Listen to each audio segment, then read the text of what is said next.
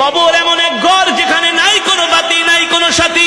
আল্লাহর নবী জিজ্ঞেস করলেন, খাদিজা, আমি আমার জুব্বা মোবারক দিয়া কাফনের কাপড় বানায়া যদি তোমাকে দাফন দিয়া দিই তাহলে কি হবে? আম্মা জান খাদিজা বলে, গো আল্লাহর নবী, যদি আমি কোনো কারণে জাহান্নামী হয়ে যাই, আপনার জুব্বা মোবারক আমার শরীরে লাগার কারণে, থাকার কারণে জাহান্নামের আগুনের এত বড় সাহস নাই। রহমাতুল লিল আলামিনের জুব্বা মোবারকে জাহান্নামের আগুন লাগবে, ঠিক কিনা বলেন? আল্লাহু আকবার। 2 নম্বরে, আমি তোমার কবরের পাশে কেন হাঁটবো? আম্মা জান ডাক দিয়া বলে, গো আল্লাহর নবী, কবরের মাটি যদি আমাকে এক পাশ থেকে আরেক পাশে চাপা দেয়, আপনার পা মোবারক যদি কবরের পাশে লাগে, মাটির পাশে লাগে, ওই মাটির এত বড় সাহস নাই আল্লাহর নবীর পা মোবারকের জায়গা ভেদ করে এক পাশের মাটি আরেক পাশে এসে খাদিজাকে চাপা দিবে, ঠিক কিনা বলেন? ঠিক আম্মা জান খাদিজা রাদিয়াল্লাহু তাআলা আনহা অসুস্থ হয়ে গেলেন। আস্তে আস্তে তিনি অসুস্থ হতে লাগলেন। আম্মা জান খাদিজা রাদিয়াল্লাহু তাআলা আনহার ইন্তেকাল হয়ে গেল। আল্লাহর নবী তার কথা অনুযায়ী নিজের জুব্বা মোবারক দিয়া কাফনের কাপড় বানায়া তার শরীরের মধ্যে পরায় দিলেন। নবীজি জানাজা দিয়া আম্মা জানের লাশটা আম্মা জানকে কবরের মধ্যে শোয়ানোর জন্য আল্লাহর নবী নিজেই নেমে গেলেন।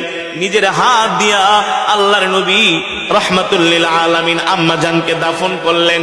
কিন্তু আম্মা জানের চেহারা মোবারকটা বারবার আল্লাহর নবী পশ্চিম দিকে, কিবলার দিকে ফিরায় দেয়, কিন্তু আম্মা জানের চেহারা মোবারকটা পশ্চিম দিকে ফিরে না, বারবার আসমানের দিকে ফিরে যায়, বারবার আসমানের দিকে ফিরে যায়। নবীজি চিন্তায় পড়ে গেল, ব্যাপারটা কি? মুসলমান মারা গেলে তো তাদের চেহারা কোন দিকে ফিরায়? কিবলার দিকে। কিন্তু আম্মা জান খাদিজা রাদিয়াল্লাহু তাআলা আনহার চেহারা মোবারক কিবলার দিকে ফিরে না, আসমানের দিকে ফিরাতে। মানে আল্লাহর নবী ফিরায় কিবলার দিকে, আল্লাহ তাআলা ফেরেশতাদেরকে দিয়া ফিরায় ঘুরায় রাখে আসমানের দিকে। সুবহানাল্লাহ বলেন। নবীজি চিন্তায় পড়ে গেল, কারণ কি?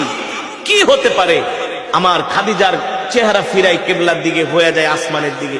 3 বার এমন হয়েছে। নবীজি চিন্তায় পড়ে গেলেন।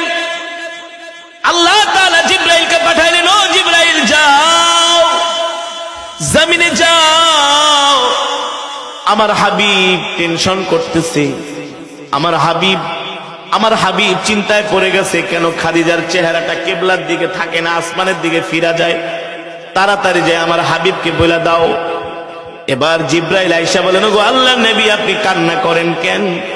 আপনি কান্না করবেন না, আপনার চোখের পানি আরশের মালিক সহ্য করতে পারে না। আল্লাহর নবী ডাক দিয়ে বলে, ভাই জিবরাইল, আমার খাদিজার চেহারাটা আমি কিবলা